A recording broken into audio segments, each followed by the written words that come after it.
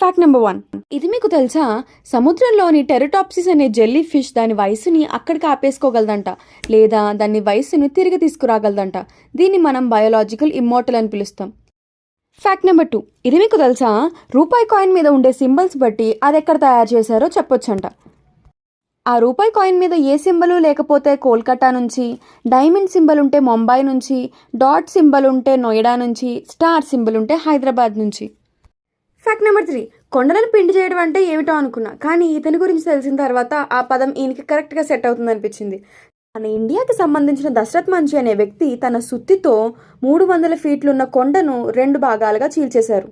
ఎందుకంటే ఆ ఊర్లో ఉన్న వాళ్ళందరూ కూడా హాస్పిటల్కి వెళ్ళడానికి కష్టమవుతుందని, ఆ మార్గం అయితే సులువుగా ఉంటుందని ఆయన ఈ పని చేశారు.